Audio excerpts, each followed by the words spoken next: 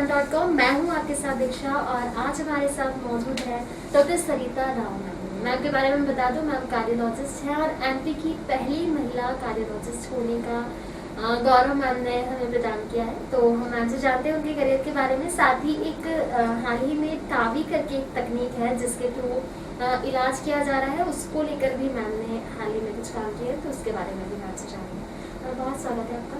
सबसे पहले मैं आपके बारे में जानना चाहूँगी, आप कहाँ से हैं, आपका एजुकेशन क्या रहा है फैमिली, ताकि दर्शक आपको जान सकें। मैं originally I belong to Jamshedpur, that is Tata steel city के बारे आपने सुना होगा। So originally I am from there. मेरी इनिशियल स्कूलिंग वहीं से हुई थी। I did my MBBS also from MGM medical college Jamshedpur. उसके बाद मैंने MD किया from PMCH Patna and then I did my DM in cardiology from LPS Institute of Cardiology Kanpur, and then I trained at SGPGI Lucknow and PGI Chandigarh, and after that I was working as consultant at Indraprasth Apollo Hospital New Delhi।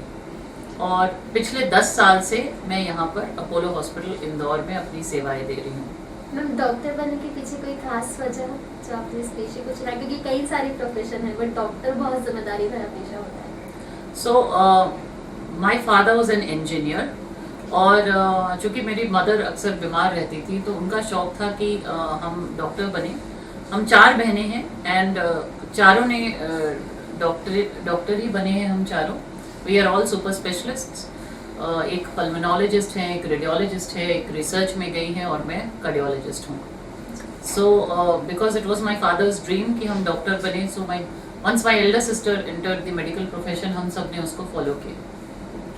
आप cardiologist हैं तो इस field में अधिकतर देखा जाता है कि मेल डॉक्टर होते हैं, लेकिन आप एमपी की फर्स्ट फीमेल डॉक्टर भी हैं जो कार्डियोलॉजिस्ट है।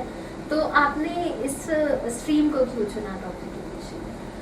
बचपन से I have seen that see whenever you see cardiology एक ऐसी ब्रांच है जिसमें आपको रिजल्ट्स बहुत रैपिडली मिलती है। पेशेंट बहुत ही बुरे कंडीशन में आते हैं, हार्ट अटैक के पेशेंट, और एंजियोग्राफी एंजियोप्लास्टी होने के बाद बिल्कुल ठीक हो जाते हैं, 2 दिन में घर भी चले जाते हैं। तो ये फील्ड मुझे बहुत ही सेटिस्फाइंग ग्रेटिफाइंग लगता है क्योंकि इसमें पेशेंट में रिजल्ट्स बहुत रैपिडली आते हैं। इस फील्ड को सबसे चैलेंजिंग माना जाता था। जब मैं पढ़ाई कर रही थी तो इसको सबसे ज़्यादा चैलेंजिंग माना जाता था। और जब मैं MBBS में थी और 3rd ईयर में मैं टॉप करती थी अपने बैच में, बट बहुत सारे लोग कहते थे कि लड़कियां नहीं कर सकती हैं, मेडिसिन नहीं कर सकती हैं, कार्डियोलॉजी नहीं कर सकती हैं, और इंटरवेंशन कार्डियोलॉजी तो वो कहते थे कि वो बिल्कुल ही नहीं कर सकती हैं क्योंकि बहुत ही डिमांडिंग है। तो जब कोई ऐसा कहता है कि लड़कियां नहीं कर सकती है तो मुझे बहुत तकलीफ होती है, क्योंकि मुझे लगता है कि लड़कियां हर चीज़ कर सकती हैं। ऐसा कोई भी फील्ड नहीं है जिसमें एक लड़की बिल्कुल अव्वल पोजीशन पे नहीं आ सकती है। और मैं वैसे भी अपने बैच में फर्स्ट ही आती थी, तो मुझे था कि नहीं, मैं ये करके दिखाऊंगी। तो मुझे बहुत शौक था कि मैं सबसे टॉप मोस्ट फील्ड में जाऊं और उस फील्ड में काम करके दिखाऊं कि लड़कियां भी ये कर सकती।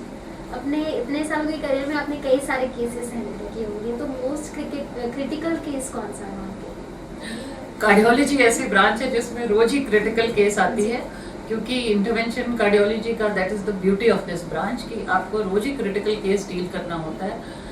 बट चैलेंजिंग केसेस कई सारे आते हैं, जैसे कि एक 82 ईयर ओल्ड लेडी थी और उन्हें जो हमारे बॉडी की जो मेन नली होती है जिसे हम एयोटा कहते हैं, उसमें एन्यूरिज्म था जो कि रप्चर हो गया था और लीक करना चालू कर दिया था, and that is a life threatening situation.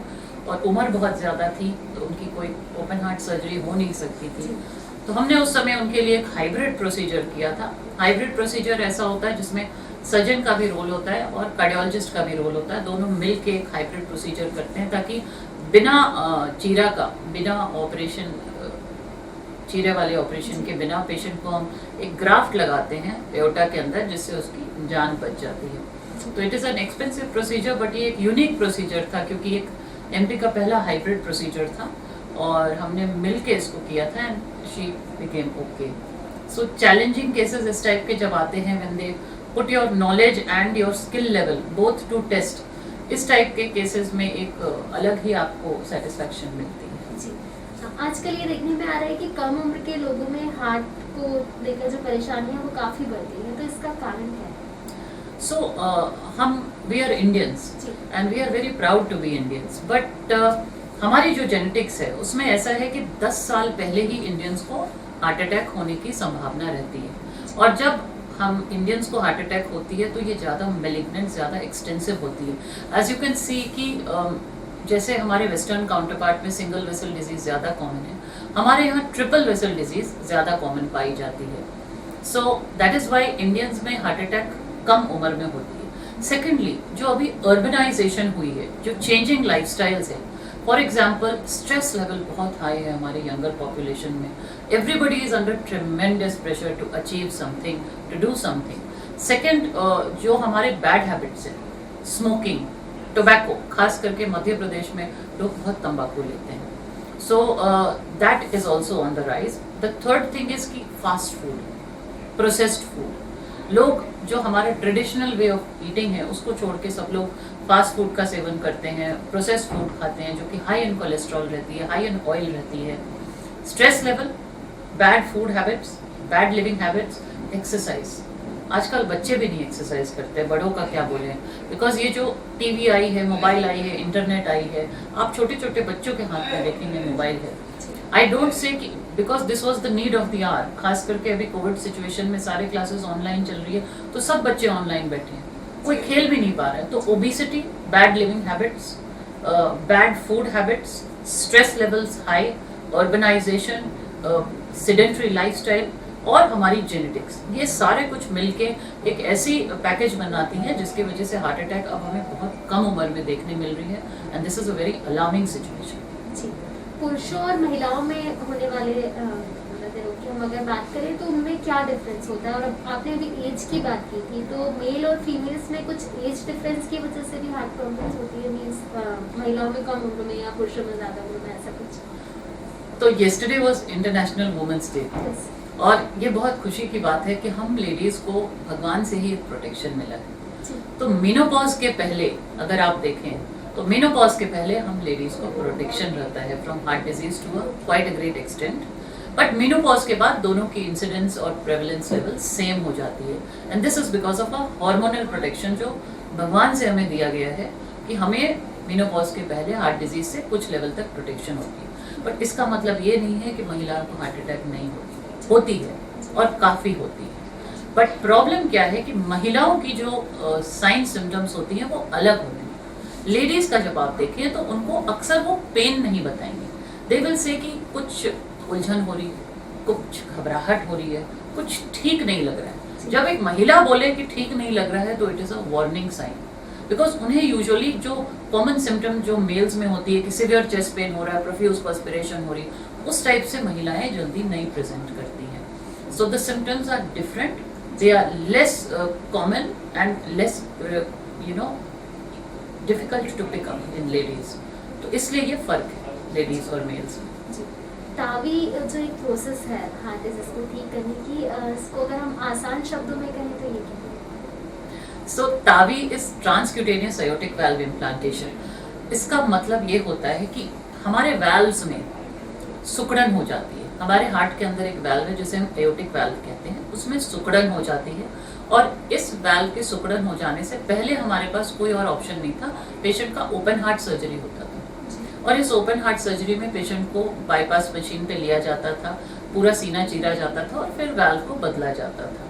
इसके लिए पेशेंट 8 दिन हॉस्पिटल में रहते थे, फिर रिकवर करने में भी 1-2 महीने उनको टाइम लगता था। अब ये नई टेक्नोलॉजी जिसे हम तावी कहते हैं, उससे पेशेंट का बिना चीरा लगाए एक सुई के माध्यम से मैं जाती हूँ और उस सुई के माध्यम से जाके वाल्व को हम बदल देते हैं by a different valve. It takes hardly about 1 hour for the procedure, और ये बिना एनेस्थीसिया का पेशेंट को बेहोश करने की यूजुअली ज़रूरत नहीं पड़ती है, एंड 2 दिन में पेशेंट घर चले जाते हैं। सो ये इस टेक्नोलॉजी की ब्यूटी है कि बिना चीरा लगाए आपकी हार्ट की वाल्व को अब बदल जी जा सकते हैं। जी, आपने हाल ही में इस प्रोसेस से एक लाइव वर्कशॉप किया था, तो इस वर्कशॉप का एक्सपीरियंस कैसा रहा और पूरा प्रोसेस कैसा रहा? सो इंटरनेशनल वुमेन्स डे पे हमने एक WCC कॉन्फ्रेंस किया था, that is women in cardiac care, चूँकि आज महिलाएं हर फील्ड में आगे निकल के सब चीज़ें कर रही हैं, और हमारे कार्डियोलॉजी फील्ड में भी all over the world there are lot of women who are doing very good work. और इसी चीज़ को कोमेमोरेट करने के लिए हमारे 4 दिन का कॉन्फ्रेंस था, जिसमें 7 तारीख को शाम को हमने लाइव केसेस किए थे, और ये सारे महिलाएं नहीं किए थे अपने अपने सेंटर्स से। इंडिया में 4 सेंटर्स में हमने ये किए थे और इसकी लाइव स्ट्रीम हुई थी ऑल ओवर द वर्ल्ड। तो इसमें लाइव केस में हमने एक ताबी प्रोसीजर किया था, जो कि पूरी दुनिया में हमने स्ट्रीम किया था, and it came out very well. So बहुत अच्छी इसमें रिजल्ट आई और सारे लोगों ने बहुत इसको अप्रिशिएट किया, क्योंकि ये पहली बार एक ताबी केस लाइव फोरम पे एक लेडी कार्डियोलॉजिस्ट ने पूरे सार्क कंट्रीज में पहली बार किया था। हार्ट डिजीज से कैसे बचा जा सकता है, और साथ ही किसी भी व्यक्ति की दिनचर्या कैसी होनी चाहिए जिससे वो स्वस्थ रह सके? तो हार्ट डिजीज से अगर आप फिट रहना चाहते हैं 80 साल की उम्र तक, और आप चाहते हैं कि आपको कोई बीमारी ना हो, तो हम कहते हैं फॉर्मूला ऑफ 80 को अपनाएं। Formula of 80 is very simple, it is ABCDE, जो हम बचपन में सिखाते हैं बच्चों के। ए यानी कि आपका जो अब्डोमिनल गर्थ है वो 80 सेंटीमीटर से कम है, मतलब मोटापा कम है।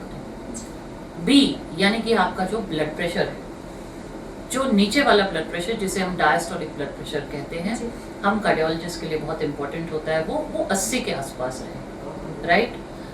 सी यानी कि आपका कोलेस्ट्रॉल लेवल। कोलेस्ट्रॉल लेवल, जो खराब कोलेस्ट्रॉल हमारे शरीर के लिए होता है, उसे हम LDL कोलेस्ट्रॉल कहते हैं। LDL कोलेस्ट्रॉल आपका 80 से नीचे रहना चाहिए। डी यानी कि डायबिटीज। तो जो लोगों को डायबिटीज है, we can't change the fact कि उन्हें डायबिटीज है, बट वो अपनी फास्टिंग शुगर 80 के पास रखे। और डी से डाइट भी होता है, तो खाने की शौक सबको है, और हमारे इंदौर में लोगों को बहुत खाने की शौक है, तभी सराफा की हम विजिट करते हैं। बट कोशिश करें कि जब भी आप खाएं तो कैलोरिक वैल्यू उस मील का 80 ग्राम से कम हो, राइट। एंड ई यानी कि एक्सरसाइज। तो exercise is very important because sedentary lifestyle is one of the major risk factors of heart disease. तो ई यानी कि एक्सरसाइज। कोशिश करें कि रोज आप 80 मिनट एक्सरसाइज करें। नहीं कर सकते हैं तो हफ्ते में कम से कम 80 मिनट तो एक्सरसाइज कीजिए, अपने शरीर के लिए टाइम निकालिए। इसके अलावा you must find a way of relaxation, meditation, yoga, जो भी आपको सूट करे, एक्सरसाइज, ये आपको करना है। और खान पान में आपको याद रखना है कि you must take enough amount of fresh fruit and green leafy vegetables. घी मलाई मक्खन से परहेज करें। ये सारी चीज़ अगर आप करें तो फिर आपको हार्ट डिजीज से प्रिवेंशन के चांसेस बढ़ जाती है और प्रॉब्लम होने के चांसेस कम हो जाते हैं। मैम, आपके अब तक के बेस्ट अवार्ड्स एंड अचीवमेंट कौन से हैं? साथ ही हम सभी जानते हैं कि आप एमपी की पहली महिला कार्डियोलॉजिस्ट हैं, तो जब ये हमारे लिए काफ़ी प्राउड वाली बात है, तो आपको कैसा फील होता है जब ये बात आती है कि हाँ, जैसे मैंने अभी कहा कि आप हमारी एमपी की पहली महिला कार्डियोलॉजिस्ट हैं, हमको बहुत प्राउड है इस चीज़ पर।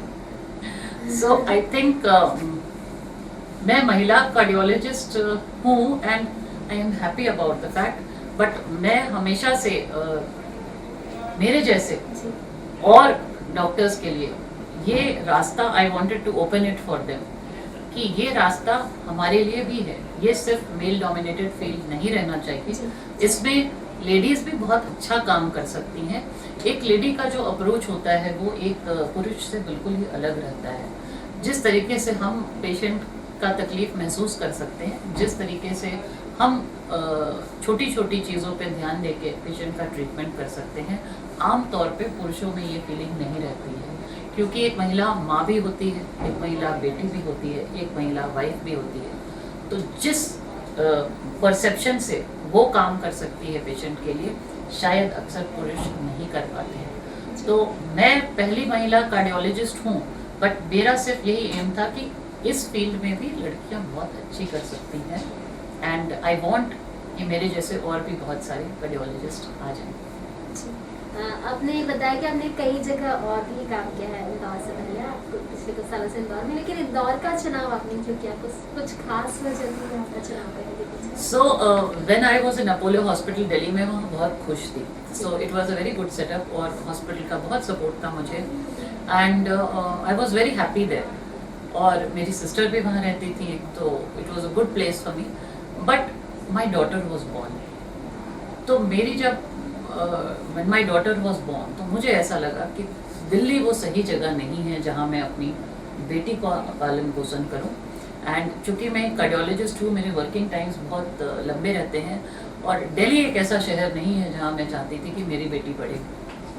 So from all those view points, जब वो पैदा हुई, जब शी वॉज अबाउट से 6 months, आई डिसाइडेड कि नहीं, मुझे दिल्ली जैसे शहर में अपनी बेटी को नहीं पालना है, because it is quite unsafe for ladies. Madhya Pradesh क्यों मैंने चुना? बिकॉज मेरे हस्बैंड के जो फैमिली है, they are settled in Jabalpur, और मध्य प्रदेश हमें आना था, ये तय था, क्योंकि मेरे हस्बैंड चाहते थे कि वो वापस मध्य प्रदेश में आके कुछ अपनी सेवाएं दें। और मध्य प्रदेश में इंदौर ही वही शहर था जहाँ पे हमें वो फैसिलिटीज मिल सकती थी वो काम करने के लिए जो हम करते हैं। तो medically Indore was the most advance state in Madhya Pradesh, so we decided to come here. और मैंने अपने डिसीजन को कभी नहीं रिग्रेट किया।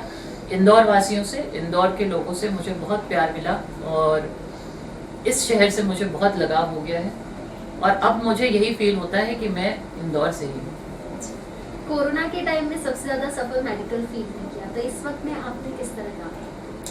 तो कोरोना के समय में आई फील कि सब लोगों ने बहुत सफ़र किया, बिकॉज बहुत सारे लोग की जॉब्स गई, बहुत सारे लोगों ने वर्क फ्रॉम होम किया, बहुत सारे लोग अपने पेरेंट्स, अपने फैमिली से नहीं मिल पाए बिकॉज ऑफ द लॉकडाउन।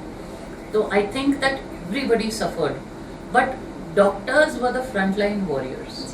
तो हमें कोरोना से बहुत ज़्यादा एक्सपोज होना पड़ा, बिकॉज ये हमारा पेशा है, और ये हमारी मेडिकल ओथ हम जब लेते हैं, जब इस प्रोफेशन में आते हैं, तो उस ओथ के हिसाब से हमें without any fear for ourselves हमें काम करना है, और वो सारे डॉक्टर्स ने जम के की।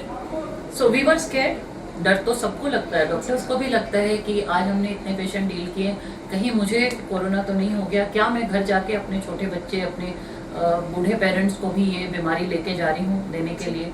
ये डर सबके मन में रहता है जब हम रोज घर जाते हैं, अभी भी रहता है, क्योंकि अभी फिर केसेस बढ़ रहे हैं। तो ये डर हमारे मन में हमेशा ही रहता है, बट ये हमारा प्रोफेशन है, ये हमारी ड्यूटी है, और ड्यूटी फॉर अ डॉक्टर अपनी फैमिली से बढ़ के होती है। तो इसके बारे में हम कभी सोचते ही नहीं है, बिकॉज ये हमें करना ही है।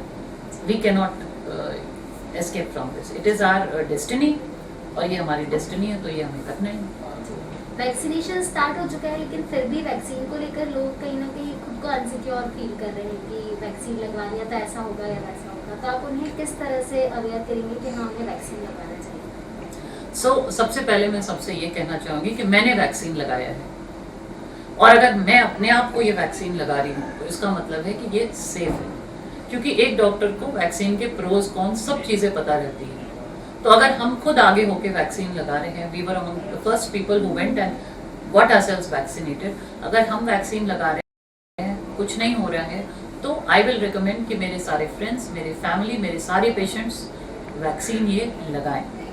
वैक्सीन की कोई ऐसी मेजर साइड इफेक्ट्स नहीं है, इट इज़ वेरी सेफ। सब लोगों के मन में ये वहम है, बट सब लोग प्लीज़ सामने आइए and get your vaccine done. Vaccine आने के बाद एक चीज़ और देखी जा रही है कि जो कोरोना के प्रोटोकॉल्स हैं, मास्क, सैनिटाइजर, सोशल डिस्टेंस, इससे लोग दूर हो रहे हैं। ऐसा लग रहा है वैक्सीन आ गया, वैक्सीनेशन हो जाएगा तो कोई प्रॉब्लम नहीं होगी, तो ये प्रोटोकॉल्स पालन नहीं किए जा रहे हैं, तो आप कुछ ये गलत है। क्योंकि देखिए, वैक्सीन के इफेक्ट आने में it comes into effect 4 to 8 weeks after the second dose, right? और वैक्सीन की फुल 100% एफिकेसी नहीं है, राइट?